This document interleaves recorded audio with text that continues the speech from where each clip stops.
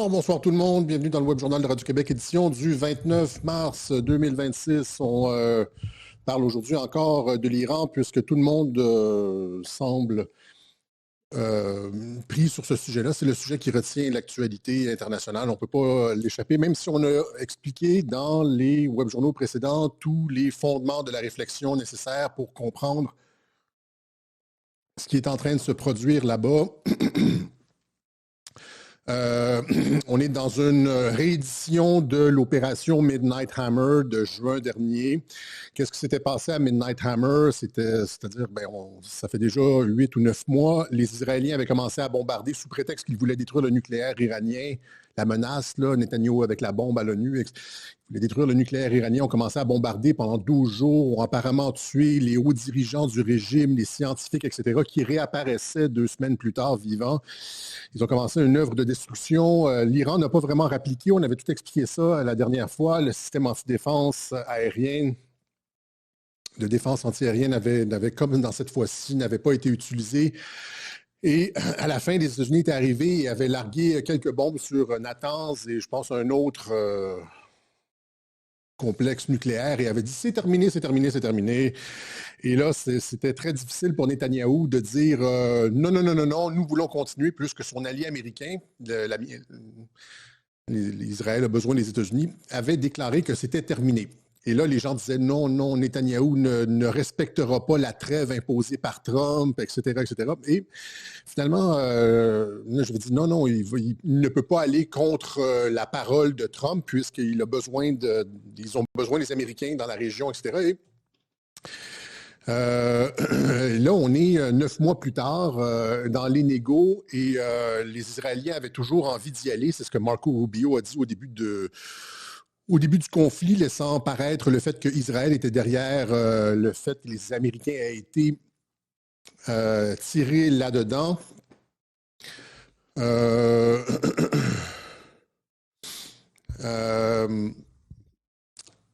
Cependant, c'est ça, on est 9 mois plus tard et je pense qu'il y a des négociations qui se déroulent entre les États-Unis et l'Iran, des négociations desquelles Israël est exclu. D'ailleurs, j'avais montré la capture d'écran. Non, c'est pas ça.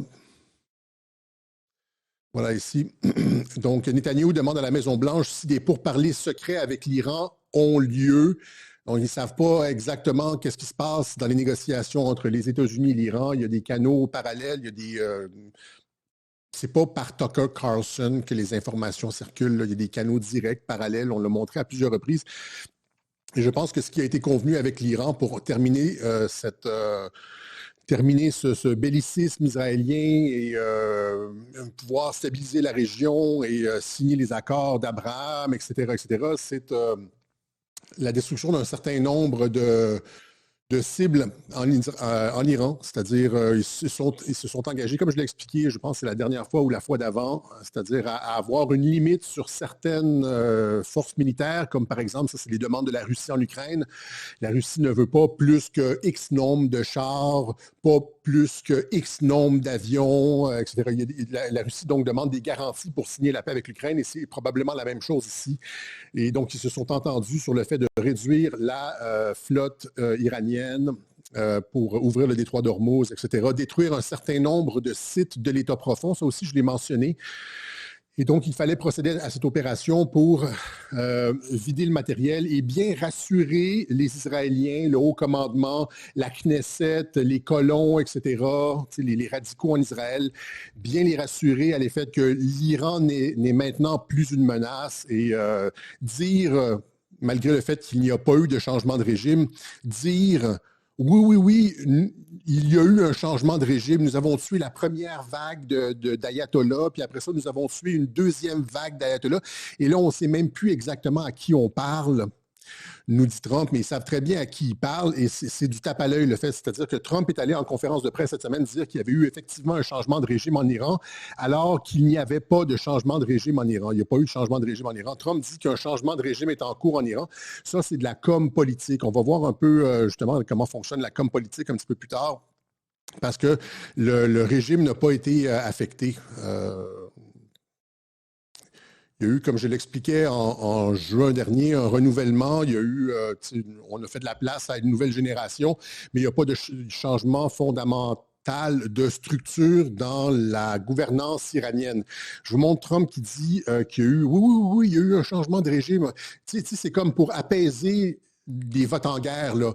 Nous avons tout accompli, il ne reste plus de marine, il y a eu un changement de régime, etc., alors qu'il sauve, comme l'été dernier, il sauve le régime iranien. Parce que ce que les Israéliens voulaient, c'était un soulèvement populaire, c'était un soulèvement et mettre l'ancien, là, le gars avec le nez, là, comment il s'appelle? L'ancien, le descendant du chat, là. Est-ce que c'est ici? Où est-ce que je l'ai mis? Ça ici. J'ai trop de petites fenêtres. Donc, ils seront fauchés. Trump a rejeté l'idée de Netanyahou d'appeler à un soulèvement en Iran. Avec un soulèvement populaire, on aurait eu un changement de régime comme on en a vu, comme ce que Israël voulait, c'est un changement de régime comme en Irak, comme en Libye, etc., etc. Ce n'est pas le cas. Et donc, comprenez que ce qui se passe présentement en Iran, ce n'est pas du tout ce qui s'est passé, par exemple, en Irak ou avec Kadhafi en Libye, etc. Ça s'inscrit dans la continuité. Il y a un renouvellement des élites, c'est tout. Et là, je vous montre Trump, mais qui dit non, il y a eu un changement de régime. Sound like adults to me, even though they are sort of children, right? They'll always be your children. But we can easily do that, but let's see how they turn out. We have really regime change. You know, this is a change in the regime because the leaders are all very different than the ones that we started off with that created all those problems. So this was, I think we can say, Jason, this is regime change, right? C'est du changement de régime. Ça n'a rien à voir avec ce qui s'est passé en Irak, etc. Ça s'inscrit dans il n'y a pas eu de changement des institutions. C'est un changement de régime comme il y en a eu au Venezuela. C'est-à-dire qu'ils ont changé, ils changent le haut du leadership. C'est convenu d'avance. Parce qu'on le répète, on le répète encore une fois, l'Iran aurait pu couler toute la flotte américaine. Il y avait juste 4 bateaux. Il y avait un porte-avions. Au début, il y avait un porte-avions, genre un cuirassé, deux corvettes. Ça se coule en 15 minutes. Tout le monde le sait. Ils ne l'ont pas fait.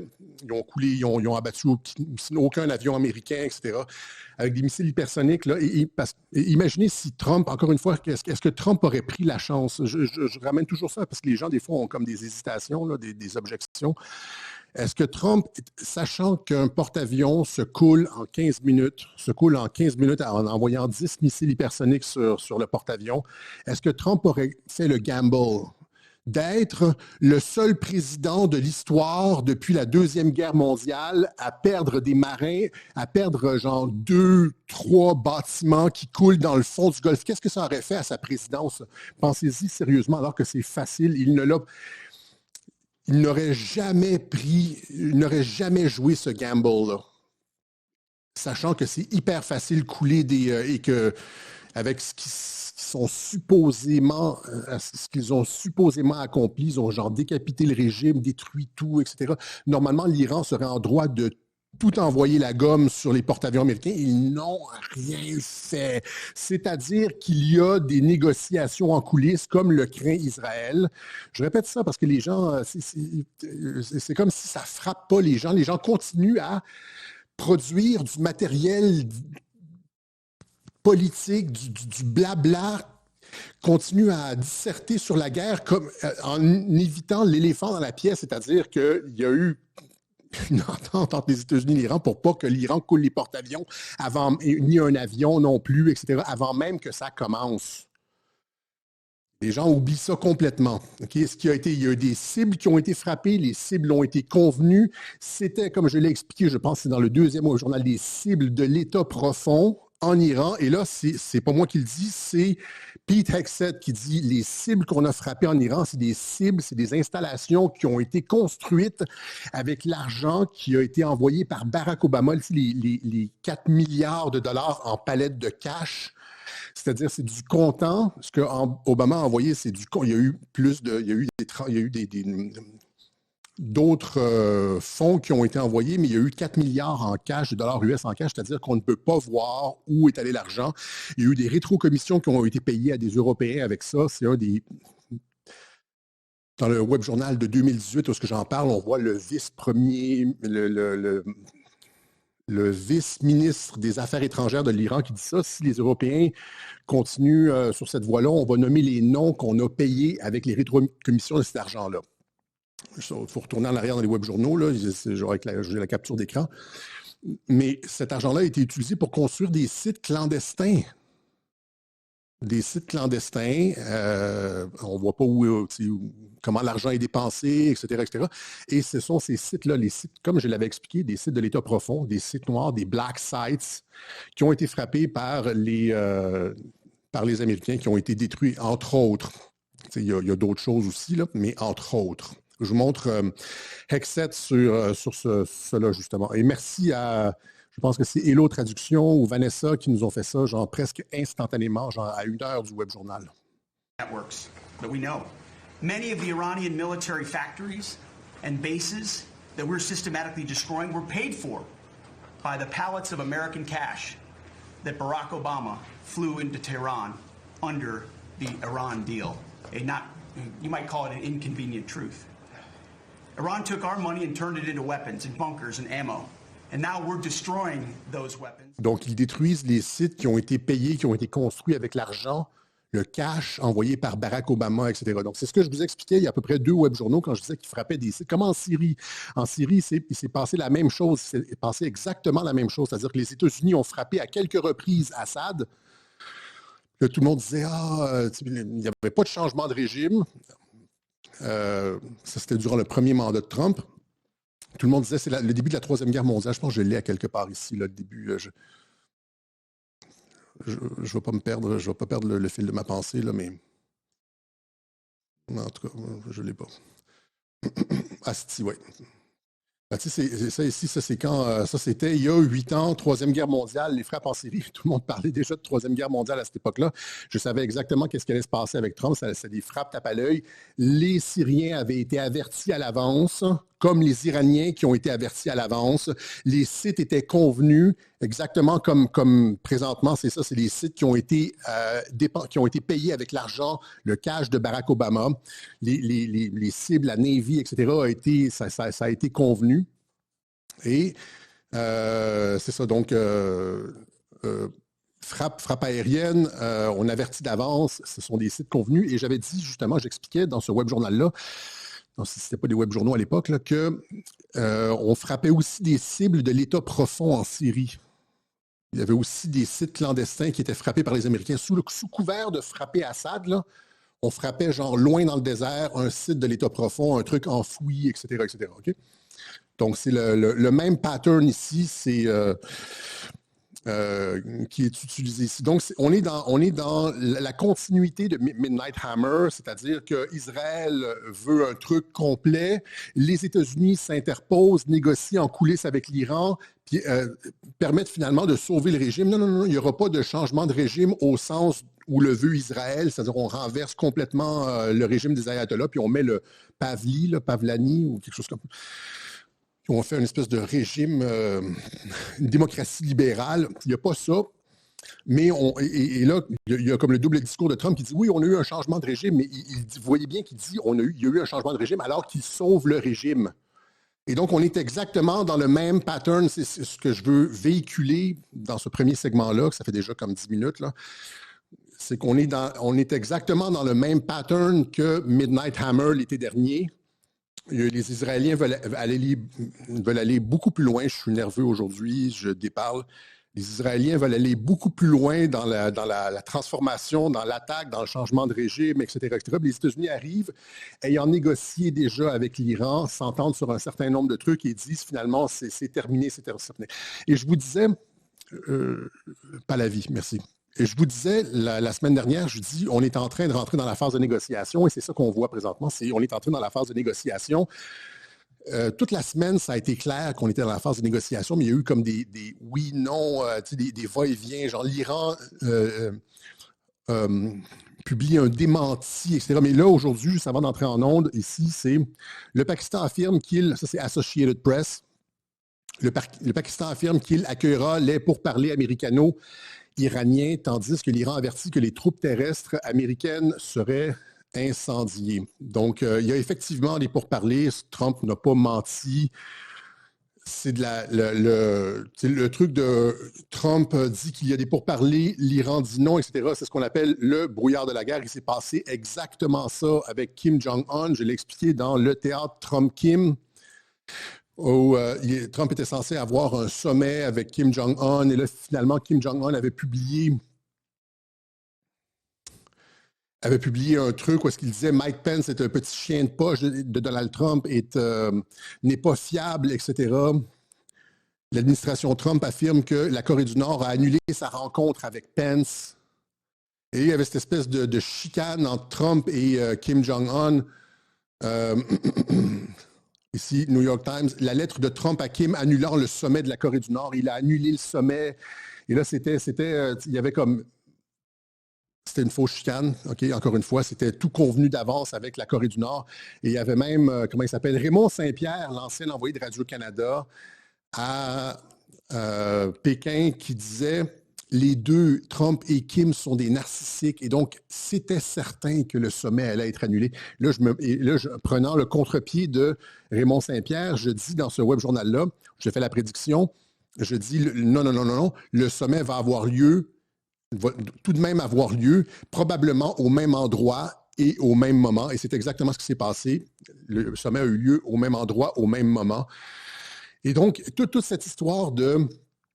il y a des négociations, il n'y a pas de négociations, il y a comme il y a un sommet, il n'y a pas de sommet, Mike Pence est un traître, Trump refuse, et finalement, ça se règle à l'amiable. C'est de la communication de guerre, c'est-à-dire on veut laisser le flou, etc. On voit le même genre de discours, on a vu le même genre de discours, j'en ai déjà parlé, avec les Israéliens, notamment avec les otages détenus par le Hamas quand ils étaient relâchés. Certains disaient « nous avons été violés », etc. D'autres disaient « nous avons été traités genre parfaitement bien ».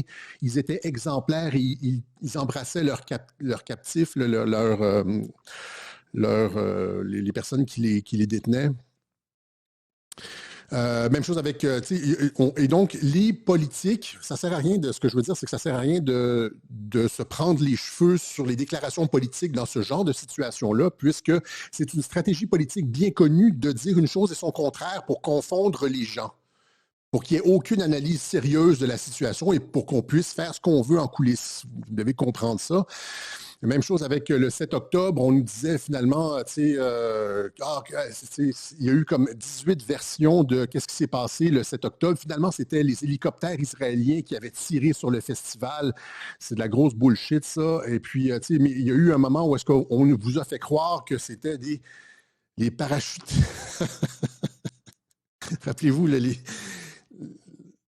les parachutistes gazaouis là, qui sont partis en espèce de petits trucs comme ça, là, et puis ils n'ont pas été arrêtés par personne, et puis ils ont essayé la première fois, c'est-à-dire c'est la première fois qu'ils embarquent. S'ils avaient fait ça à Gaza, on les aurait vus, hein, Israël surveille tout à Gaza, fait qu'on les aurait vus embarquer dans ces trucs-là, et donc les personnes qui supposément ont embarqué là-dedans auraient fait ça pour la première fois, auraient été capables de...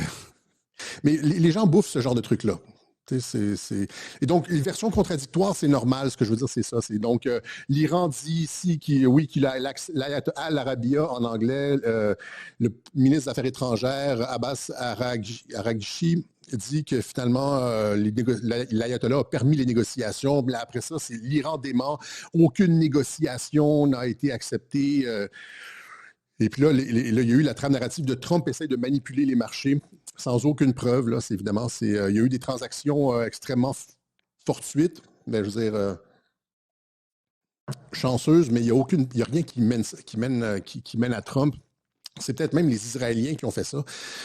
Si quelqu'un dans l'entourage de Trump ou lié à Trump avait fait 600 millions de dollars en 10 minutes, eh bien, ça se saurait tout de suite. Là, il y a aucun président qui voudrait être associé à ce genre de scandale-là. Mais les gens sont partis avec ça. C'est comme on fait flèche de tout bois contre Trump. Et donc, vous voyez ça ici, c'est ça, c'est une chose et son contraire. Trump dit qu'un changement de régime est en cours en Iran. Et puis... donc, ça c'est la communication politique. Soyez dans ce genre de situation-là, ne soyez jamais surpris de voir deux discours complètement séparés. Ici, c'est Idriss Aberkan s'en désole. Dans la même heure, j'ai une dépêche qui annonce que J.D. Vance confirme la poursuite de la guerre en Iran et une autre où il déclare que les USA se désengageront bientôt. La même heure. Dans la même heure, on continue puis on se désengage. On continue puis on se désengage, etc. Donc, ce genre de truc-là, on le voit partout. On l'a vu avec Kim Jong-un, on l'a vu à... C'est normal, OK? C'est de la communication politique en temps de guerre. Maintenant,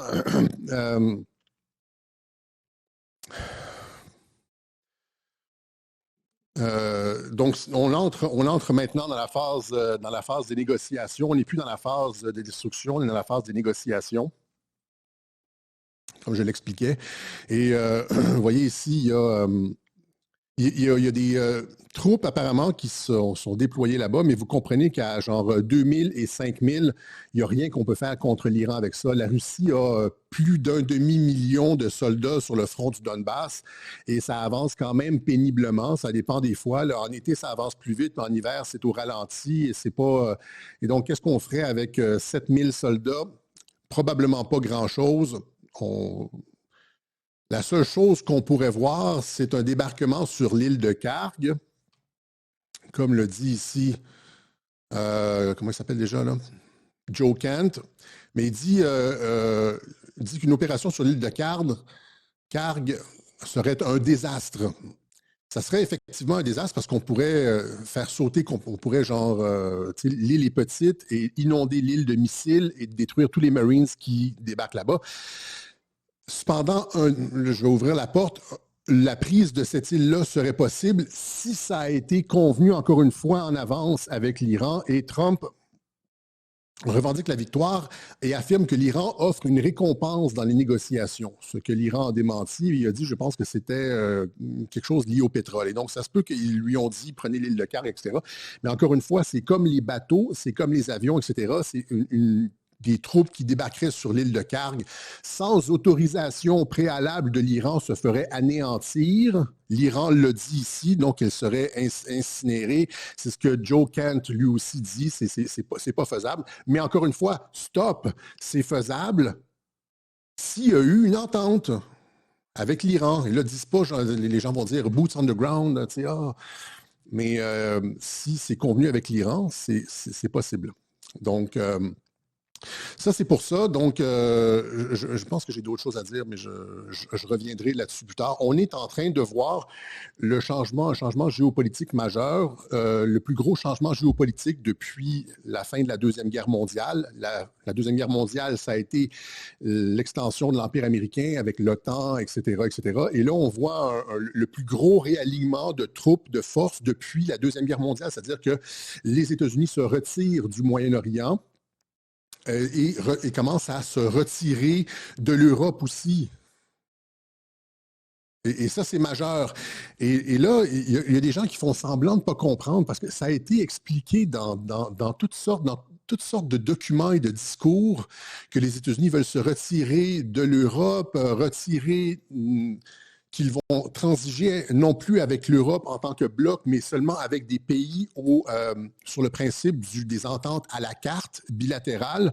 Et c'est ce qu'ils font avec, par exemple, la Pologne, la Hongrie, puis ils laissent complètement faire l'Europe en tant que bloc, surtout l'Europe de l'Ouest, comme la France, l'Allemagne, l'Angleterre, etc. Et ils signent des ententes de gré à gré avec des pays individuellement, même des contrats de défense, des contrats d'achat d'armement, etc.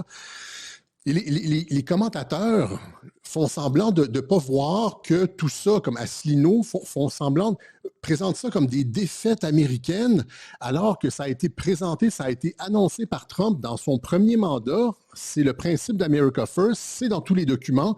Ce réalignement mondial des forces américaines, le retrait pour non plus s'engager dans des dépenses militaires insensées, mais plutôt dépenser l'argent sur le progrès social économique. C'est ça qu'on veut, hein? On veut du progrès social économique. Mais les gens présentent ça comme Asselineau, tout ça comme des défaites. Oui. Donc, et là, allons-y tout de suite avec le retrait de l'OTAN. C'est bizarre que les gens ne comprennent pas, alors que c'est énoncé clairement dans les documents, puis on est comme les seuls à dire. Les gens font semblant de ne pas comprendre. Les gens disent Alexis, la ligne QAnon, etc. C'est pas la ligne QAnon à Radio-Québec, c'est la ligne de ce qui est écrit dans les documents américains, puis ce qu'on voit avec nos yeux, puis les discours de Trump, puis des. C'est pas la ligne QAnon, là.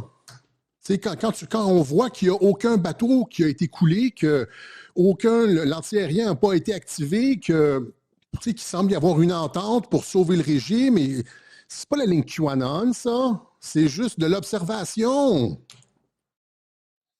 Okay? Et donc, c'est la même chose. Et les gens font semblant de ne pas comprendre, on dirait, genre, sont sur un logiciel vraiment étrange, là. Donc, par exemple, quand Trump a fait son appel à l'aide à l'OTAN dans le détroit d'Ormuz, et personne n'a répondu à l'appel, tout le monde s'est moqué de Trump, n'est-ce pas? Tout le monde s'est moqué de Trump. Or, qu'est-ce que ça permet à Trump de faire? Ce n'est pas une défaite, encore une fois.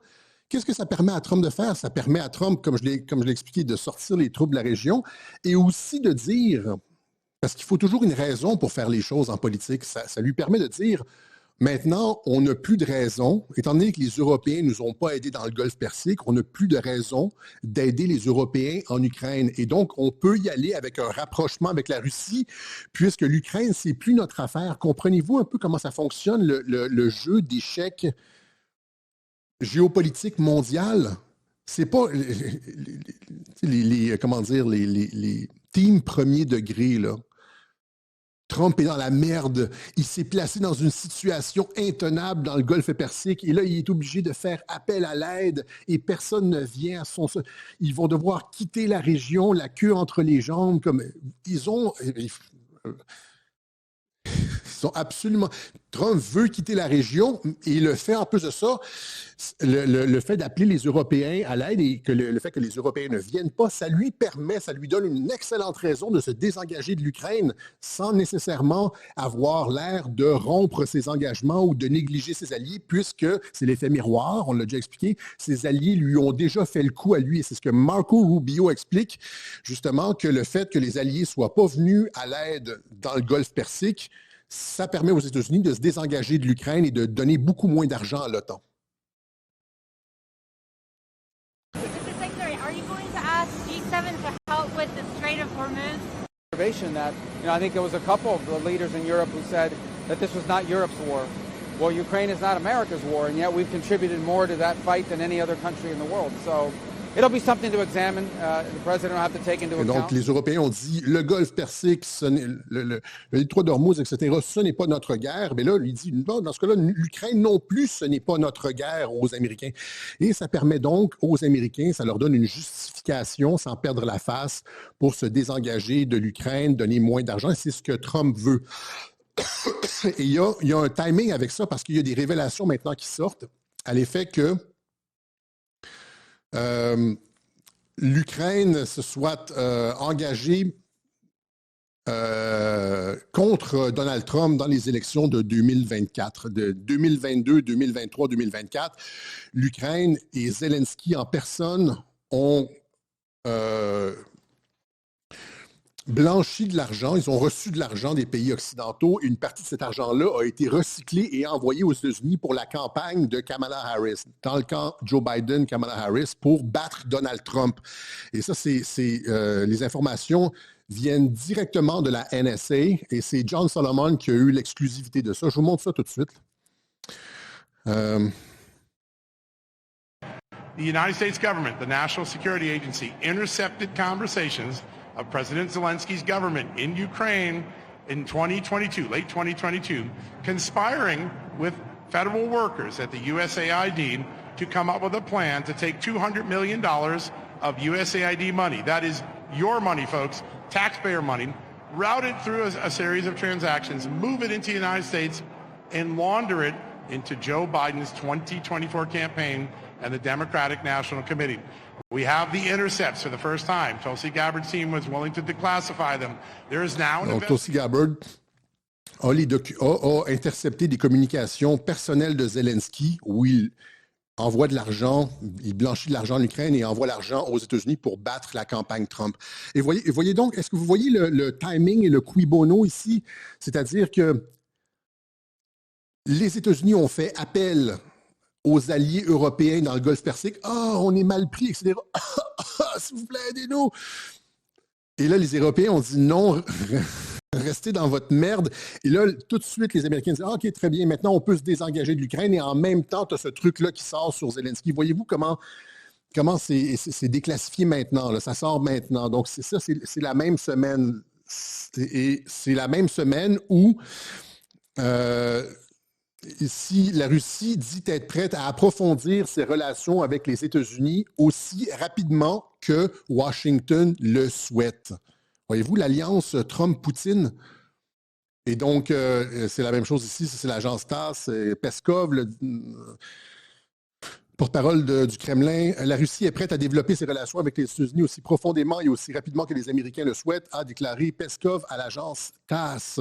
Et donc, ça arrive, les États-Unis veulent basculer, laisser faire la vieille Europe mondialiste qui, la prise en étau, je l'ai déjà expliqué, d'un côté la Russie, de l'autre côté les États-Unis, ils contournent ça, ils vont faire affaire directement avec la Russie, ils vont avoir des ententes commerciales, des ententes énergétiques avec la Russie, etc. D'ailleurs, l'Iran permet justement ça, c'est-à-dire que la montée des prix du pétrole a permis à Trump de lever les sanctions sur l'énergie russe. Vous voyez comment c'est un jeu d'échecs et les mulots de l'info qui ne sont pas capables de voir que Trump joue un jeu très, très, très avancé avec les meilleurs joueurs d'échecs au monde, les gens avec un quotient très, très, très élevé. Comme il le disait, je le montrais dans le clip la dernière fois, là. Hop, hop, hop. Ils ne comprennent rien à ce qui se passe présentement. C'est dommage pour des personnes comme Asselineau, qui a été genre bon sur beaucoup de choses, mais qui est complètement à côté de la plaque sur Trump et qu'est-ce qui se passe présentement. Donc, le détroit d'Ormuz, c'est une pierre, trois coups. On règle la question de la stabilité dans la région. Israël n'a plus de raison d'attaquer. C'est exactement comme Midnight Hammer. On sauve le régime. On s'entend sur une réduction des effectifs militaires. On détruit les sites de l'État profond. En Iran, ils ont accepté ça. C'est convenu entre les deux. C'est convenu entre les deux. Si vous dites que c'est pas convenu, vous n'êtes pas capable d'expliquer rien. Il y a la gang là, qui pense qu'il y a une réelle guerre, sont pas capables d'expliquer Ils sont pris avec un éléphant dans la pièce, de l'absence complète de perte de bateaux américains, avions, etc. Je ne vais pas revenir là-dessus, mais ça m'énerve de voir les gens continuer à parler comme si, hey, comme si le sujet n'existait pas. Hey! Ça allume pas quelque part. C'est comme s'ils prenaient les images, ils voient des explosions, puis c'est comme... Ils sont pas capables. Ça court-circuite l'analyse. Mais donc, c'est ça. Ils stabilisent le conflit dans le Golfe Persique, va stabiliser la région, va faire en sorte que, comme lors de Midnight Hammer, finalement, il n'y aura pas de changement de régime. Finalement, oui, il y a des négociations en coulisses entre Trump et les Iraniens et le régime va être sauvé, accepter une réduction d'effectifs, etc. Il peut lever les sanctions sur le pétrole russe et se désengager de la guerre en Ukraine parce qu'ils ne sont pas venus l'aider. Voyez-vous, ça, c'est comme du 3D chess, mais il y a comme plein de personnes qui ne comprennent rien, qui ne sont pas capables de penser à plusieurs niveaux. Enfin, il y a plein de personnes. C'est pas juste plein de personnes, c'est quasiment la totalité des gens. Puis ça, c'est des habitudes de pensée. Hein. À Radio-Québec, il n'y a pas juste du contenu dans le genre « il s'est passé telle chose », il l'a fait pour telle raison. Il n'y a pas juste ce genre de... Mais il y a aussi des habitudes de réflexion, c'est-à-dire penser à plusieurs... être capable de penser sur 2-3 tableaux simultanément. Et les gens, dans les commentaires, souvent je vois ça, les gens qui écoutent Radio-Québec sont capables de penser à plusieurs niveaux, alors que tu lis les commentaires sur X ou sur d'autres plateformes de gens qui n'écoutent pas Radio-Québec, c'est pas cromagnonesque, je veux pas être méchant, mais c'est comme c'est extrêmement premier degré, puis c'est comme... en tout cas, tout ça pour dire que la question est, l'appel à l'aide était-il réellement un appel à l'aide? On le voit par la suite. Alors qu'on l'a montré, Trump veut se désengager. Là, il dit, là, c'est Rubio qui dit qu'il va se désengager de l'OTAN. Il va se désengager de l'Ukraine. Mais on montrait dans le dernier web journal ici, les États-Unis annoncent un premier retrait d'officiers des structures de l'OTAN. Ça, c'était au mois de janvier. Après ça, ici, on a eu ça ici. Ça, c'était au mois de février. Un mois plus tard, les États-Unis signalent un retrait militaire limité d'Europe. Tu peux pas dire d'un seul coup. Vous comprenez, ça doit toujours être graduel et il doit toujours y avoir une bonne raison pour le faire. On est en diplomatie internationale. C'est le plus grand, c'est le plus haut niveau politique possible. La diplomatie internationale, c'est le plus haut niveau de réflexion politique possible. C'est la domination mondiale. Tu manques ton coup sur la scène internationale, tu es rayé de la carte, tu deviens comme la France, comme genre une puissance qui décline, qui décline, qui décline, qui décline. C'est l'endroit où tu ne peux pas merder la diplomatie internationale. C'est l'endroit où tu dois mettre tes meilleures ressources. OK? Et c'est ça que les États-Unis font. Et donc, c'est pour ça que c'est ça. Les choses sont bien pensées. Les responsables européens craignent que le président Donald Trump ne rappelle des dizaines de milliers de soldats américains afin d'inciter les pays à accroître leurs dépenses de défense. Le Pentagone concentrant ses efforts sur l'hémisphère occidental. Cependant, les responsables à Washington affirment désormais que tout retrait serait limité. Ça serait quand même...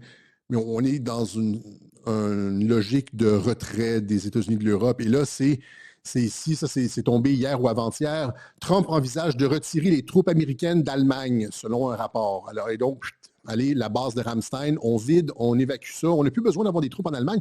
Il n'y a plus de guerre froide. Il veut le rapprochement avec Poutine. Pourquoi on a des troupes en Allemagne? Je dis, eux, là. Pourquoi les États-Unis se disent, pourquoi on a des troupes en Allemagne? On veut un rapprochement avec la Russie. Ça ne sert à rien de dépenser des milliards et des milliards et des milliards de dollars sur des infrastructures militaires, des bases partout dans le monde, alors qu'on pourrait créer de l'emploi pour, par exemple, la communauté noire dans les villes américaines, ce genre de trucs comme ça. Ouais. C'est comme ça que Trump pense. Et là, ici, on a l'AfD exige le départ des troupes américaines d'Allemagne. Là, tu sais, t'as genre Asselineau qui va dire, je m'excuse, je tape un peu dessus aujourd'hui, là, parce qu'il est premier degré en maudit, lui, puis ça se posait des questions, là. Et donc, l'AfD exige le départ des troupes américaines. Et là, c'est comme, merde, et là, pensez-y encore une fois, est-ce que c'est une défaite pour les Américains? Est-ce que Asselineau va nous dire que c'est une gifle aux Américains? Ou est-ce que l'AfD fait exactement le jeu des Américains? L'AfD exige le départ des troupes américaines. Trump veut retirer les troupes américaines d'Allemagne selon un rapport. Ça, c'était aujourd'hui, Telegraph, aujourd'hui, le 29 mars, ici, l'AfD exige. Et le rapport, lui, date de plusieurs semaines déjà. Donc, les États-Unis voulaient quitter. Et là, l'AfD exige qu'il quitte. Est-ce que c'est une gifle ou c'est un cadeau? C'est un cadeau, évidemment, mais les mulots de l'info vont vous dire que c'est une gifle. Ceux qui pensent toujours au premier degré, qui n'ont rien compris à la façon dont la politique internationale se déroule, ils vont comment on dit, pavaner ou pavoiser. On va faire le pan là, avec... Tu vois, on vous avait dit que les États-Unis étaient fichus, ils se font sortir de l'Europe, etc. Joe, c'est ça qu'ils veulent. Et donc, voilà, donc c'est ça. Et ça s'inscrit encore une fois, donc rapprochement avec la Russie. Et là, il y a la congressiste Anna Polina-Luna, qui, elle, a une fonction aussi. Elle aussi, elle a une fonction comme Thomas Massie, comme Marjorie Taylor Greene, etc. Ce n'est pas une fonction de fausse chicane, mais c'est une fonction de créer des ponts. Elle sort plein de trucs intéressants. Elle aussi, c'est une qu'on doit suivre. Il y a Thomas Massie, Anna Polina-Luna, il y a Rand Paul probablement, Marjorie Taylor Greene. Elle a invité des représentants de la Douma russe au Congrès américain, tu vois. Et là, c'est Kirill Dmitriev qui rencontre Anna Polina-Luna avec un bouquet de fleurs. C'est l'amitié américano-russe. Comprenez-vous que tout le truc avec l'OTAN, il veut sortir de l'OTAN, pourquoi... Comprenez-vous, genre, je vous montre le clip en premier, là. Un autre cas de clip. Voilà. Ça, c'est les députés russes de la Douma russe qui vont au Congrès américain.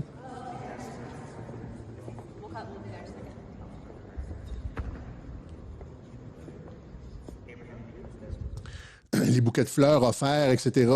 Et là, encore une fois, les États-Unis... faites comme on dit, du reverse engineer, là. Prenez ça, prenez les déclarations de Peskov sur les liens entre la Russie et les États-Unis. Prenez le fait que Trump a levé les sanctions sur la Russie. Envoyez donc ce clip-là à Xavier Moreau là, pour qu'il allume un peu. Là. Et après ça, prenez les déclarations de Marco Rubio sur le retrait américain. Ils n'ont plus de raison, étant donné que les Européens n'ont pas aidé dans le Golfe, ils n'ont plus de raison d'aider les Européens en Ukraine. Et après ça, continuer à reculer jusqu'à l'appel à l'aide des Américains dans le Golfe Persique qui agonisaient, qui avaient mal calculé leur truc. Qui a mal calculé? Qui est un mulot de l'info? Qui ne comprend rien à rien à la politique internationale? C'est vraiment désolant. Idriss Aberkane, comme sur la ligne premier degré. Je ne vais pas rentrer dans Idriss Aberkane aujourd'hui. J'ai un truc sur un petit peu plus tard, mais les Asselineau aussi, genre, comment ils ne peuvent ne pas voir ça? Hein? Et après ça, l'AFD qui demande le retrait des troupes. Mettez ça, ayez cette vision d'ensemble, là. Et vous voyez donc que tout ça s'inscrit dans un plan de reconfiguration complète du grand échiquier mondial, la plus grande réorganisation géostratégique depuis la Deuxième Guerre mondiale. Il n'y a pas eu cette entente, il y a eu la Deuxième Guerre mondiale, après ça, il y a eu la guerre froide, et avec le mur de Berlin, le rideau de fer, etc. Et après, quand le mur de Berlin est tombé, là, il y a eu, rappelez-vous, il y a eu cette entente entre, c'était Gorbatchev et les Américains qui disaient il n'y aura pas d'expansion de l'OTAN à l'Est. Et c'était censé être l'amitié américano-russe, mais finalement, les Américains ont été traîtres là-dedans. Ils sont rentrés, il y a eu 3 phases d'expansion de l'OTAN. Ils sont arrivés jusqu'en Ukraine. C'était la stratégie de Brzezinski, du Grand Chessboard, justement, d'isoler la Russie, d'avoir des bases partout autour de la Russie, puis d'un conflit stratégique avec la Russie, etc., etc. Et donc, il n'y a jamais eu cette promesse de l'amitié américano-russe, de la chute du mur de Berlin, ne s'est jamais concrétisée parce que on a trompé la Russie. Notre État profond, les salopards de l'Occident, ceux qui ont vendu Kadhafi, qui ont poignardé Assad dans le dos, etc., Saddam Hussein et tout, ces mêmes salopards de l'État profond occidental ont fait le même coup à la Russie, un croc en jambe à la Russie, et donc ça ne s'est jamais concrétisé. Et là, ce qu'on voit, c'est un réel repositionnement stratégique mondial avec la fin de l'USAID. Parce que les fonds Zelensky là, pour battre Trump, c'est par le USAID que c'est venu. Donc, ils ont fermé le USAID, c'est réduction de la fermeture des bases, etc. Réelle amitié franco-russe, Et on a réellement la promesse de la chute du mur de Berlin. Tu sais, avec, j'aurais dû avoir le clip, là, Scorpions, là, Wind of Change. Take me to the... Je ne vais pas le faire. Je suis vraiment mauvais. Mais vous connaissez la chanson, hein? Et, tu sais, moi, j'étais là à l'époque, il y avait réellement la chute du mur de Berlin. Waouh, tu sais, c'était comme... là, on est exactement dans ce moment-là, mais il y a comme des trucs à... Tu sais, c'est compliqué à faire, là. On a un État profond à démanteler, mais c'est ce qu'il est en train de faire en Iran. OK? Donc, est-ce que ce sont réellement des gifles aux États-Unis ou bien ça fait exactement ce que les Américains veulent? Qui est un mulot de l'info? OK? Donc, là, je vous avais dit justement, et il y a Viktor Orban qui abonde dans le même sens. Hein, il dit la Hongrie dévoile, c'est pas juste la NSA et Tulsi Gabbard qui ont les conversations de Zelensky, c'est Orban qui lui-même dit... Zelensky a envoyé des milliards pour aider Kamala Harris à remporter l'élection américaine. La Hongrie vient de faire une révélation fracassante, il le dit en entrevue, là, en révélé. Et là, donc, pensez, ça, c'est le croc en jambe à Zelensky pour le faire tomber et retirer l'implication américaine en Ukraine. Et sans les États-Unis, la guerre ne durera pas longtemps, là, vous comprenez? Il a révélé que Zelensky a transféré des milliards de dollars ukrainiens vers l'Occident via la Hongrie. Ben oui, c'est passé par la Hongrie, c'est pour ça qu'il le sait. Le but, financer secrètement Kamala Harris, la campagne démocrate aux États-Unis contre Trump. Donc, Zelensky, le salopard, a fait un croc en jambe à Trump. Pensez-vous maintenant que Trump va vouloir aider Zelensky? Non. Mais pourquoi ils sortent l'information maintenant? Il y a un timing pour tout ça. Tout ça est bien planifié. Il y a un timing. Ça coïncide avec le fait que les Européens n'ont pas aidé dans le Golfe, etc. Et là, tu peux te retirer. Vous voyez, encore une fois, c'est une question de timing et de cui bono. Ce que les mulots de l'info ne comprennent pas. Hein? Donc, Zelensky a utilisé de l'argent destiné à l'Ukraine pour interférer dans les élections américaines. Et là, c'est Trump qui retweet ça sur son Truth Social. Les États-Unis ont intercepté des messages du gouvernement ukrainien évoquant un complot visant à financer la réélection de Biden, c'est-à-dire Kamala Harris, avant qu'il ne se désiste, là, Biden, parce qu'il était censé être le candidat jusqu'à temps qu'on l'écarte, là, après le premier débat, on a tout couvert ça. Et donc, voyez-vous comment c'est... le fait d'être patient et d'être intelligent nous permet de bien comprendre ce qui se passe et tout a comme un sens. C'est pas, il n'y a rien qui est fait au hasard. Les gens disent il s'est trompé. Ne peux-tu pas imaginer qu'il s'est trompé, Alexis?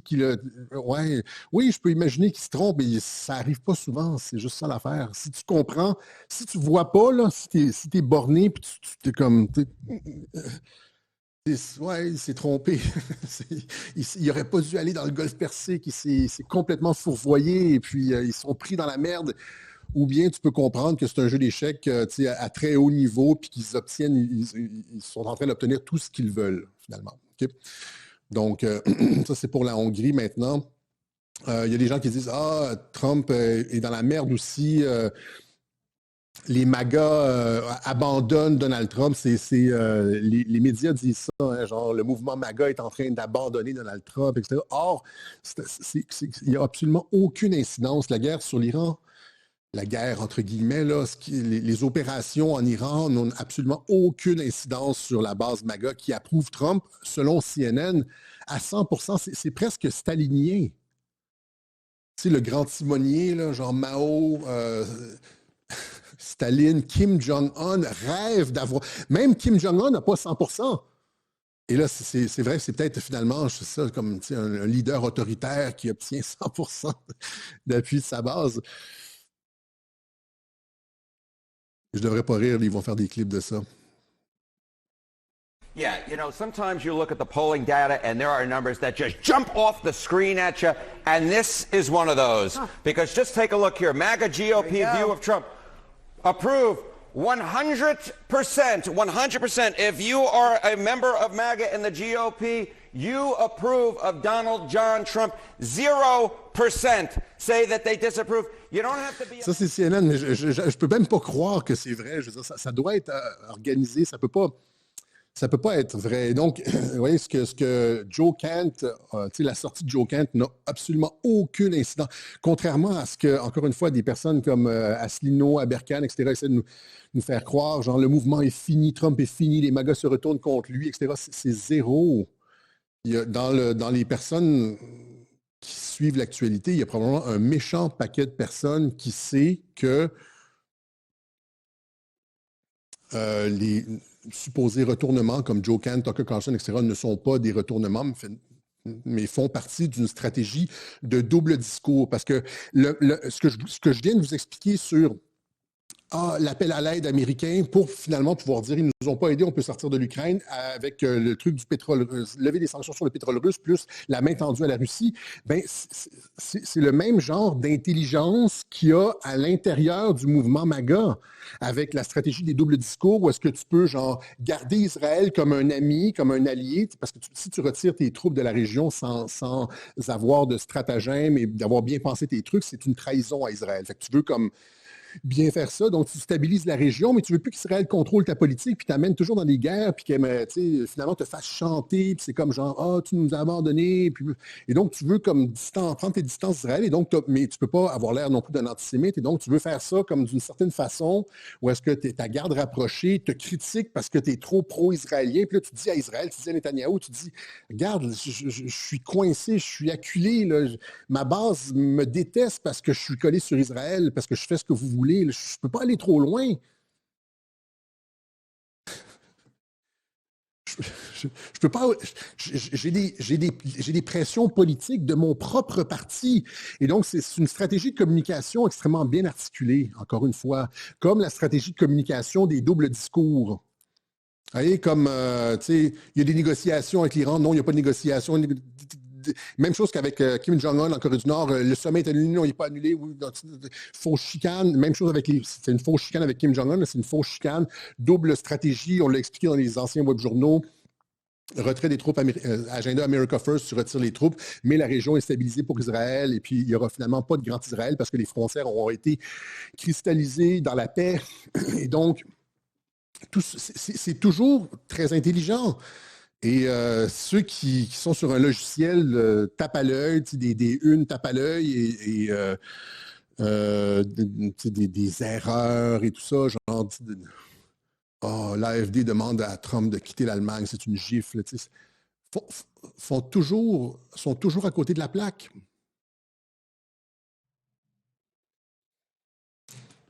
OK? Donc, je pense qu'on est rendu à 53 minutes. J'ai comme d'autres. On va y aller juste avec. Je voulais mentionner quelque chose. Okay? Je sais que les gens n'aiment pas ça quand je suis.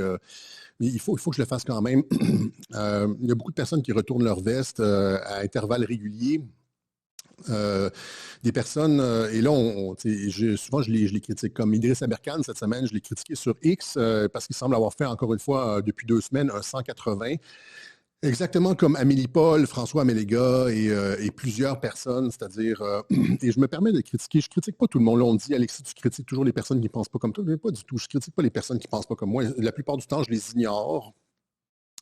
Quand je trouve que ce sont des insignifiants, je les ignore. Les personnes que je critique pas, je donne un exemple comme ça, je pensais à ça tout à l'heure. Par exemple, Lucien Cerise.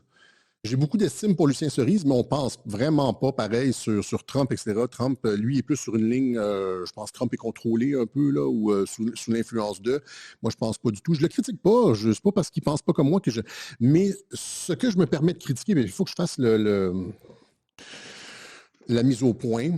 Ce que je me permets de critiquer, c'est quand je vois quelqu'un qui, depuis des années, moi, je suis les gens sur X, là, quand tu vois quelqu'un qui, pendant des années, et sur une certaine logique, là, voici par exemple un certain nombre de réflexions et ils font preuve d'une certaine forme d'intelligence, puis sont comme dans un faisceau. Puis là, tout d'un coup, en dedans d'une semaine, font un changement à 180 degrés sur leurs idées. Ils ont aussi une perte de 50%, de 50 points de quotient intellectuel, deviennent hyper premier degré, style mainstream media sur Trump, entre autres.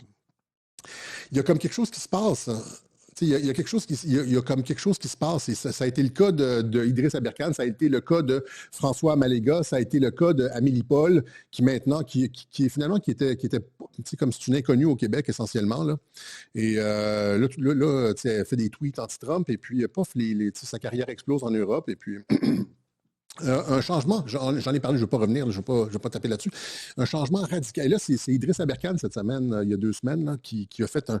Le gars nous a habitués à pas mal de nuances, et puis tout d'un coup, c'est comme. Ça chute de quotient intellectuel de 50 points, puis premier degré, ne voit plus aucun lien. Ça sert à quoi d'avoir 3 PhD avec le genre de poncif auquel il nous habitue là, ces temps-ci. Et c'est comme si. C'est ça, c'est comme si tu reviens à la maison, tu vois, après une journée de travail, puis là, ton conjoint, ta conjointe, là, tout d'un coup, il ouvre la porte, là, c'est comme « Bonjour, chérie ». Là, tu te rends compte qu'elle a comme... Tu peux te rendre compte quand quelqu'un a changé, tu sais. C'est ça, et c'est là que, généralement, j'interviens. Quand je vois ce genre de transformation radicale, c'est là que j'interviens. Même chose avec Asselineau qui nous a habitués à des propos intelligents. Quand tu vois le genre de bêtises qu'il sort sur Trump, comment c'est ça que tu as perdu la moitié de tes capacités intellectuelles tout d'un coup, là? Puis là, tu te dis, genre, ils sont peut-être tenus d'une façon ou d'une autre, là, genre, c'est des accusations qu'on laisse tomber. Je veux pas pointer du doigt, genre, des agressions sexuelles, puis tout d'un coup, OK, en échange on laisse tomber les accusations, tu commences à taper sur Trump. Comme François Maléga, genre, lui, il doit 100 000 de tickets depuis 5 ans, jamais payé. Asselineau aussi avait des histoires d'agression sexuelle. Elle, Amélie Paul, c'était pratique illégale de la médecine ayant causé la mort. Tout ça, c'est tombé, mais ils ont comme... En tout cas, je ne veux pas rentrer là. J'ai dit, on ne sait pas, là, on ne sait pas que c'est. Mais tu sais, c'est juste, tu te poses la question éventuellement.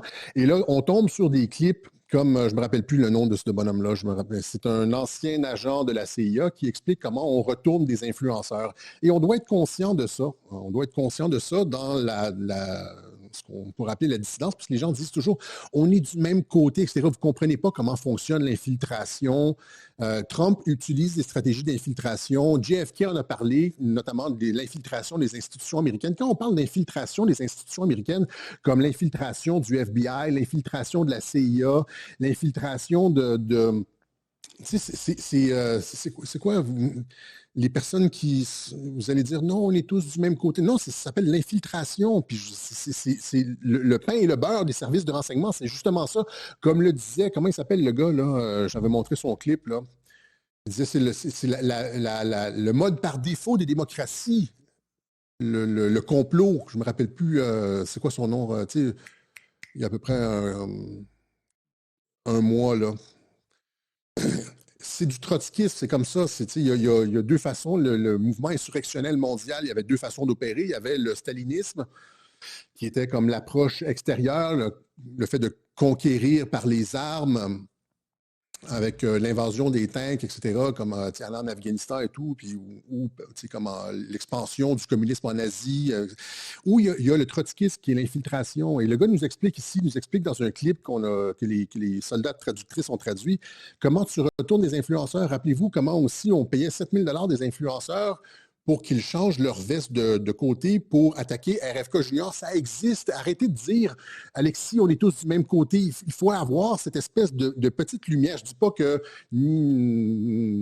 qu'ils sont tous là-dedans, là, mais il faut avoir cette intelligence-là. Et j'espère que si un jour ça se passe avec moi, Radio-Québec, que j'arrive là, puis d'un coup, il y a un 180 degrés sur mes positions et une baisse de 50 points de QI dans les web journaux de Radio-Québec, bien que vous n'allez pas être genre, n'attaquez pas Alexis ou nous sommes tous du même côté. Chris, si j'ai les yeux comme ça, là je commence à faire le web journal, puis c'est comme plus du tout Alexis. J'espère que vous allez vous en rendre compte que j'ai été acheté, que j'ai été compromis, etc. Vous n'allez pas me faire un passe-droit.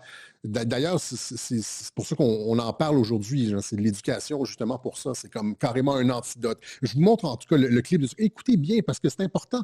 Ça touche la cohésion, notre façon de penser. Si c'est du piratage. Si tu penses qu'une personne est de ton côté, il peut te rentrer des trucs beaucoup plus facilement dans la tête. Et c'est pour ça qu'il faut être alerte. Je vous montre le clip. Donc, lorsque je dis que quelqu'un est un agent, ou quel que soit le terme que l'on souhaite employer, il ne s'agit pas d'une personne qui, pendant son temps libre, se promène en sortant sa carte secrète de la CIA pour entrer dans un bâtiment officiel. Ce n'est pas ainsi que cela fonctionne. Même si l'on remonte à l'époque du projet Mockingbird, il s'agit simplement de recevoir de temps en temps quelques éléments de langage dans une lettre. Rien de spectaculaire. On vous dit simplement « Évitez d'inviter cette personne dans votre émission » ou « Ce sujet-là, vous ne l'abordez pas » ou encore « Si quelqu'un en parle, vous le coupez au montage ». Ce sont des choses très simples, des consignes basiques. Et la manière dont une personne, disons une jeune personne de la génération Z, pourrait être Écoutez ça, là, écoutez ça. Donc, là, il parle ici comment on retourne un influenceur de la génération Z. Comment la CIA retourne un influenceur de la génération Z.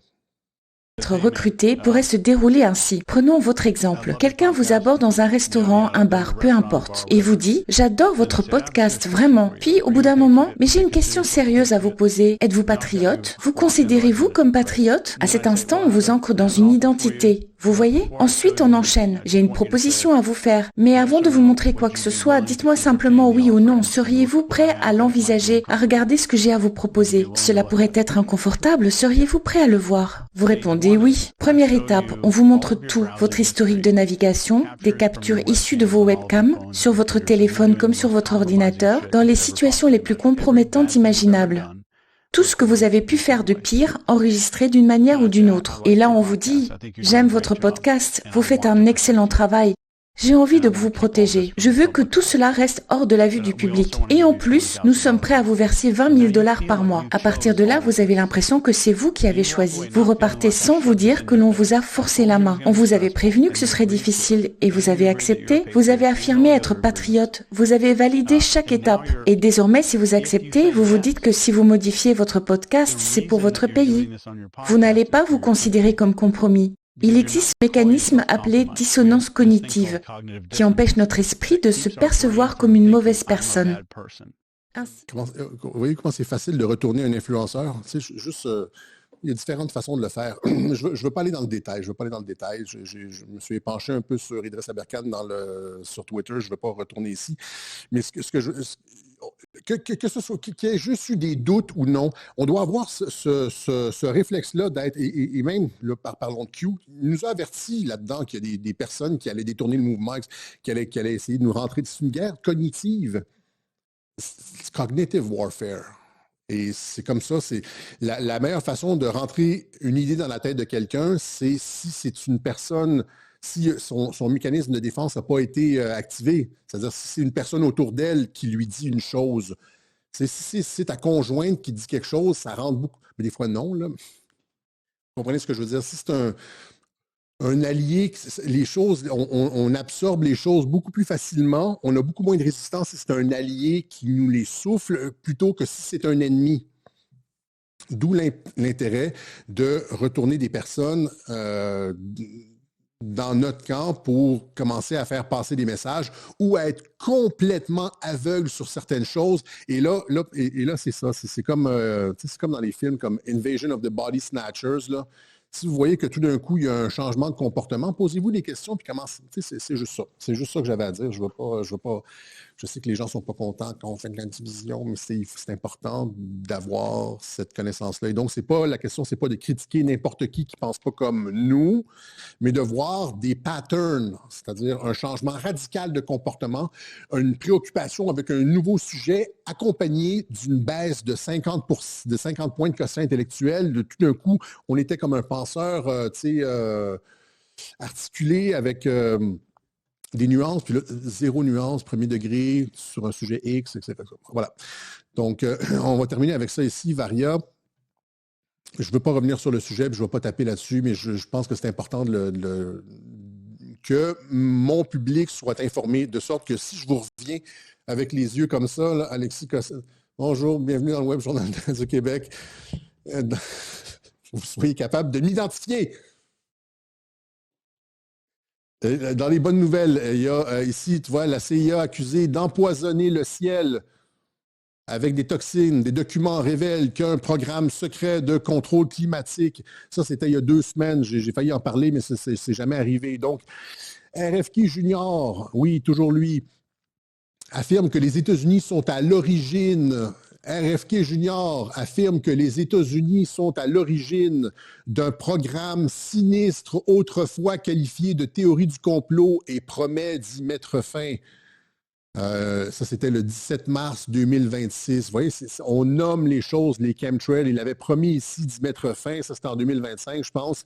We are going to stop this crime. JFK Jr. floats the chemtrail ban idea, un ban sur les chemtrails, dividing public opinion across the country.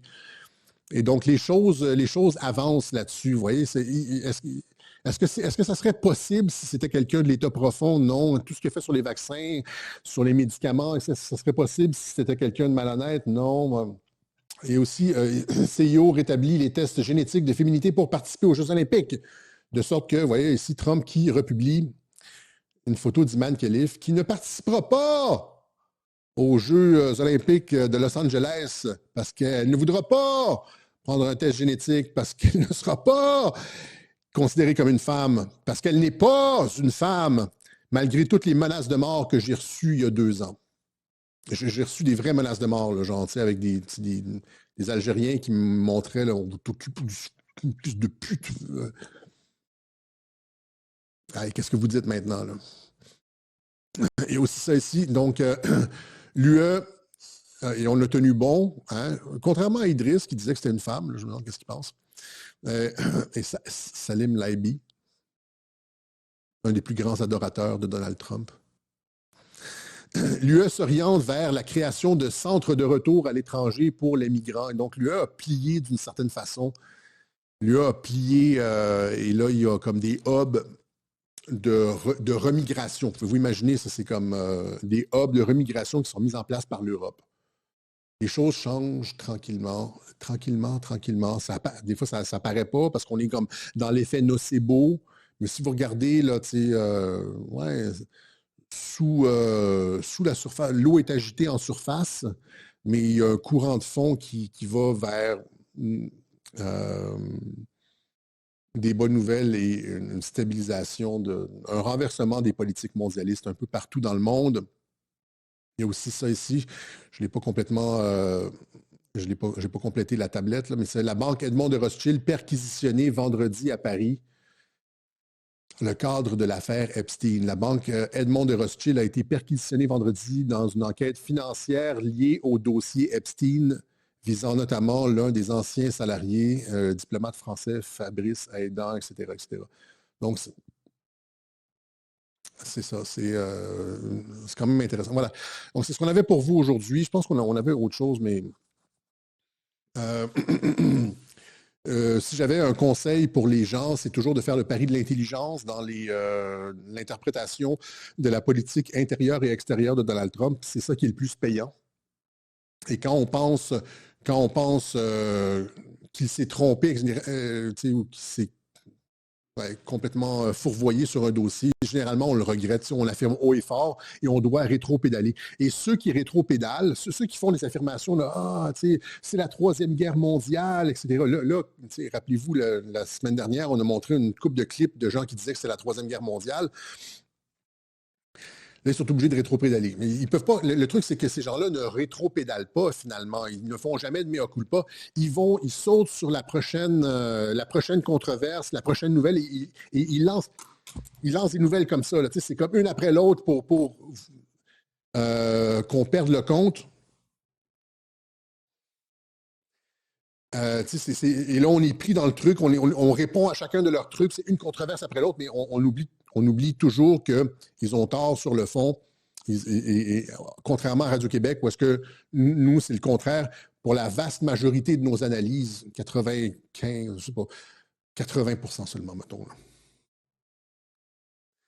On peut regarder, contrairement à tout le monde, où est-ce que c'est... En fait, étant donné qu'on prend Radio-Québec, c'est l'inverse de tout le monde. Fait que si on a raison à 90%, les autres ont raison seulement à 10%. C'est quand même pas mal. Si on a tort 10% du temps ou 5% du temps, étant donné que les autres disent exactement le contraire de nous pour beaucoup, ils ont raison à seulement 3%. Nous autres, en tout cas, vous comprenez ce que je veux dire. Et puis, allons, laissons ça comme ça. Là, allons-y. On parlera d'Albert Pike une autre fois. On va remercier ceux qui font des contributions à Radio-Québec, au Web Journal de Radio-Québec. On est une petite PME. On se fait attaquer, là, encore une fois, là, des gens jaloux s'attaquent à notre source de financement, mais on n'est pas différent de toutes les autres organisations médiatiques. Par exemple, comme Radio Pirate, ici, avec Jeff Fillion au Québec, vous voyez, c'est comme 12,99 par mois. Hein, ou Radio Pirate annuel, 140 $, etc. Eux autres ont un paywall, ce qu'on appelle un paywall, c'est-à-dire tu dois être membre et payer pour accéder au contenu. Même chose avec Rebel News. Eux autres, c'est 8 ou 22 $, dépendant du forfait que tu choisis par mois. Donc, ça peut monter jusqu'à 300 $ par année. Et encore une fois, c'est un paywall, c'est-à-dire qu'il faut payer pour accéder au contenu. Nous, à Radio-Québec, on a décidé de ne pas mettre on est une organisation, on n'est pas une organisation sans but lucratif, là, on est une organisation médiatique comme Rebel News et comme Radio Pirate, et on a décidé on a pris le chemin éthique Et on a décidé de ne pas mettre de paywall, de sorte que notre contenu, pour faire en sorte que notre contenu soit accessible au plus grand nombre. Si on mettait un paywall, ce qu'on appelle un mur là, pour un mur de souscription, on aurait probablement 10 fois moins de vues. Nos analyses seraient... Moi, je ne paye pas pour Radio Pirate, je ne paye pas pour Rebel News, et donc je n'ai pas accès à leur contenu. Et donc, les gens, c'est ça. On aurait, au lieu d'avoir des 300, 400, 500 000 vues sur certaines de nos vidéos depuis le début de la guerre en Iran, on aurait peut-être 40, 50 000 vues. Ça serait quand même beaucoup, mais ça serait, on serait riche. On serait riche. 50 000 personnes, ou je sais pas, comme 20 000 personnes qui payent comme 10 15 par mois, ça serait, on serait millionnaire très rapidement. On a décidé de ne pas faire ça. On a décidé de laisser ça entièrement. Nous, il n'y a pas de paywall à Radio-Québec. L'information est gratuite pour tout le monde, et il y a des gens qui décident de contribuer parce qu'ils veulent que l'information circule, ils veulent nous maintenir, et ça, imaginez, ils font ça de façon anonyme. Et pas juste ça, c'est qu'il y a des gens qui donnent pas juste 10 $ par mois, il y a des gens qui donnent des fois 50, 100, ou pas par mois, là, mais comme des fois des 200 $. Et donc, ils rendent ça gratuit pour comme une quinzaine de personnes qui ne payent pas, et puis évidemment, on n'arrive pas au... Tout ça pour dire qu'on a choisi la voie éthique. On se fait critiquer sur notre financement alors qu'on pourrait être fucking millionnaire. On a choisi la voie éthique de donner ça gratuitement. Je ne me fâche pas après vous. Au contraire, c'est juste, j'en viens juste pas qu'on se fasse... Et donc, si vous voulez... encore une fois, le truc, c'est qu'on doit solliciter ça. Eux autres, ceux qui mettent des paywalls n'ont pas à demander à chaque fois. Nous, on doit juste relancer l'appel à chaque fois s'il y a différentes façons de nous aider. Il n'y a pas comme par la poste à cette adresse, il y a comme virement Interac. Vous savez que c'est de l'info comme nulle part ailleurs. C'est pas des entrevues qu'on fait là, à Radio-Québec. C'est pas on reçoit tel invité et puis là, on disserte, etc. C'est pas ça du tout. C'est de l'analyse intelligente. C'est du très bon contenu, je pense. Et donc, il y a différentes façons de nous aider, là, Interac et PayPal et Bitcoin, etc., ou par carte.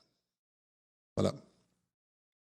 On va finir avec ça ici. L'action étant donné qu'on parle de finances, l'action de Donald J. Trump, l'action de la compagnie Trump est à son plus bas, est à 8,46 $ US l'action.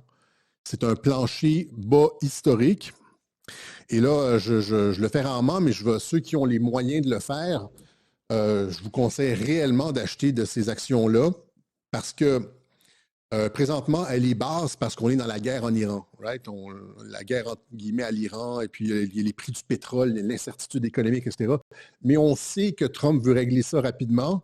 On sait qu'il va y avoir un changement du directeur de la Réserve fédérale au mois de mai et que Trump exige une baisse des taux d'intérêt. C'est lui qui nomme le prochain, là. Il va vouloir baisser les taux d'intérêt. Qu'est-ce que la baisse des taux d'intérêt va produire? Elle va produire un flux d'investissement. C'est ça qui se passe quand tu baisses les taux d'intérêt. L'argent rentre dans la bourse, ce qui va faire monter le cours des actions. C'est automatique que c'est ça, là. Je veux dire, lancez-moi pas des tomates, là, mais je vous donne mon analyse. C'est-à-dire... Trump se plaint depuis des années de ce surtout depuis qu'il est revenu, là, deuxième mandat, de ce directeur de la Fed, Powell. Il dit il garde les taux, too late, Powell garde les taux d'intérêt super élevés, de sorte que l'argent ne va pas dans la bourse, etc. Et là, il va nommer quelqu'un qui va baisser les taux d'intérêt, l'argent va rentrer dans la bourse. Pourquoi Trump veut que l'argent rentre dans la bourse? Eh bien, parce qu'on s'en va aux midterms. Et donc, avant les midterms, tu veux régler toutes les questions de conflit, etc. Avant les midterms, tu veux comme un boost économique, c'est ça, hein? Tu veux montrer que, regarde, j'ai fait la paix puis l'économie est au maximum. C'est sa dernière élection, là. À moins qu'il fasse un troisième mandat. C'est sa dernière élection.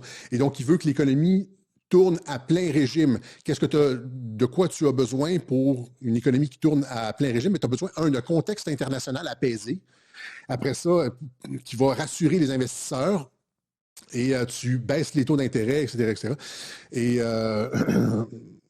Et donc, c'est ça. Si vous avez un compte de courtage direct, si vous pouvez soit demander à votre conseiller financier de remplir votre portefeuille de ce genre d'action-là. Le sigle, c'est DJT. DGT. Et ou bien vous ouvrir un compte de courtage direct et chercher la notice DGT. Vous allez voir, c'est autour de 8 $ l'action et en acheter le plus possible. On va s'en reparler en septembre. Là, il est à 8. On va faire un petit topo en septembre, voir elle est à combien. Il n'y a pas juste ça. Il y a le fait que la compagnie Trump DGT va entrer en fusion. Il y a un merger là, avec une compagnie de réacteurs à fusion, le TAE, qui est la seule compagnie aux États-Unis qui a un prototype de fusion à froid. De réacteurs, de moteurs, de fusion à froid. Et pourquoi la compagnie de Trump investit dans cette compagnie-là? Il y a cette fusion-là avec la compagnie TAE sur le moteur à fusion à froid. Eh bien, imaginez les besoins infinis en énergie liés à l'intelligence artificielle dans l'économie du futur. Tu ne peux pas juste tu peux pas utiliser le pétrole pour ça, tu ne peux pas utiliser même les centrales nucléaires, c'est comme tu peux. Et donc, il va avoir besoin de ce genre de réacteur-là. Et c'est comme... la fusion va avoir lieu en mai-juin, là, et c'est comme investir dans Standard Oil aux États-Unis au début du 20e siècle, avant le boom pétrolier et tout ça. Là. C'est comme ça que je vois ça. Et donc, je vous fais part de ça. Vous ne me reprocherez pas d'avoir gardé ça caché. Et donc, mais c'est ça. Si vous avez la possibilité, soutenez Radio-Québec. Et puis, pour le reste, il y a DJT. Voilà. On regardera en septembre où est-ce que c'est rendu. C'est ce qu'on avait pour vous aujourd'hui. Autre chose?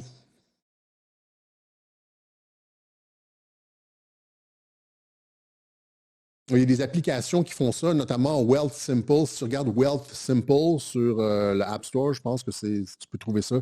Il y en a d'autres des applications. Donc, soit un courtier, si vous demandez à votre courtier, soit vous ouvrir un compte de courtage direct ou des applications comme Wealth Simple, etc. C'est un délit d'initié, exactement. C'est un délit d'initié. Tu sais, mais si j'avais, avec ma façon de comprendre Trump, là, si j'avais décidé de non pas faire des web journaux, mais d'être un spéculateur financier, je serais probablement genre dans les Bahamas présentement à siroter des Bloody Mary sans alcool, les pieds dans le sable. Parce qu'on est capable de prévoir les trucs, genre, il n'y aura pas de Troisième Guerre mondiale, etc. Il va faire... Si j'avais, au lieu d'être un informateur, si j'avais été un spéculateur, j'aurais déjà pris ma retraite.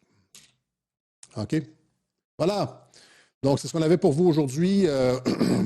Reconfiguration géopolitique majeure. Comment tu opères une reconfiguration géopolitique majeure, exactement de la façon dont ils ont opéré avec le retrait des engagements, puis comment tu fais... pour se recentrer sur l'économie américaine et comment tu opères le retrait des engagements, bien avec des justifications comme ils ont fait, comme on l'a expliqué. Voilà. Bloody Mary sans alcool, ça s'appelle du jus de tomate. Oui, c'est ça. Mais je ne bois pas d'alcool, fait que c'est ça. Allez, c'est ce qu'on avait pour vous aujourd'hui. OK? Questrade aussi. On se donne rendez-vous la semaine. Ça va mieux, oui. Ma santé va mieux. Je suis un peu moins... je suis plus sous les antidouleurs. Voilà. Donc, on se donne rendez-vous la semaine prochaine, peut-être cette semaine, sinon la semaine prochaine, pour une autre édition du Web Journal de Radio-Québec. Merci la gang. Ciao.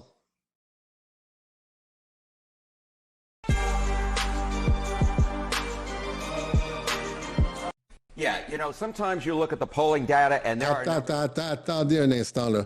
Il y a quelqu'un qui dit « Je ne comprends pas le truc de Mohamed Ben Salman. » Comment ça se fait? Je l'avais à quelque part. Comment ça se fait que Trump insulte Mohamed Ben Salman? Ouais, il a dit deux choses dans le discours. Je l'ai ici. Il a dit qu'il voulait... Non, il a dit deux choses dans son discours. Il a dit il remercie l'Arabie Saoudite pour son aide contre l'Iran. Puis après ça, il a dit, je l'ai à quelque part, retrait de l'OTAN peut-être. Non.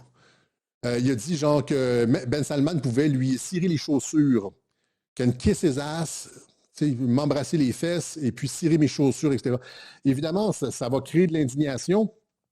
Et qu'est-ce que ça peut produire? Ça peut produire le fait que des personnes en Arabie Saoudite demandent le départ des Américains du sol d'Arabie Saoudite. Pensez encore une fois, double, c'est comme l'AfD qui veut que les États-Unis quittent l'Allemagne.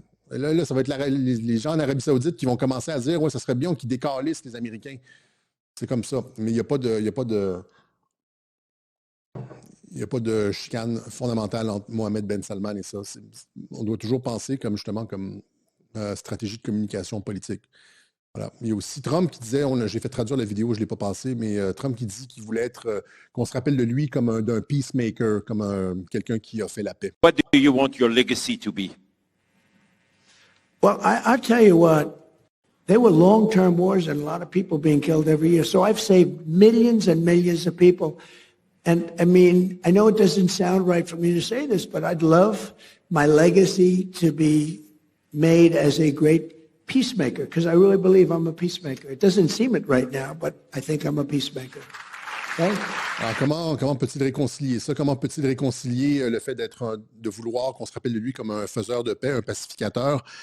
Et c'est comme, malgré les apparences où est-ce qu'il bombarde, c'est comme ce que je vous ai dit, c'est convenu d'avance avec l'Iran. Il n'y a pas de beef essentiellement. À chaque fois qu'il fait des opérations comme au Venezuela, en Iran, etc., c'est convenu d'avance.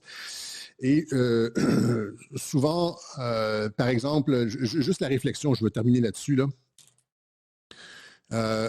Si dans une région, tu as comme des gens qui ne veulent pas la paix, point, là, qui veulent se battre pour encore 5 générations avec leurs enfants et tout, puis genre tout faire sauter, puis ils sont prêts à mourir, puis c'est comme, si les gens ne veulent pas la paix, à un moment donné, tu dois comme utiliser la force pour imposer la paix. Il y a comme je sais que c'est assez paradoxal, mais si quelqu'un ne veut pas la paix, puis toi tu veux la paix, des fois il faut comme faut utiliser la force pour imposer la paix. Puis là, c'est ce qui va se passer avec les accords d'Abraham. Les accords d'Abraham vont être signés, il va y avoir un État palestinien, on va arriver à la paix. Mais il y a un passage difficile obligé d'ici là. C'est tout. Voilà. Merci beaucoup. Ciao.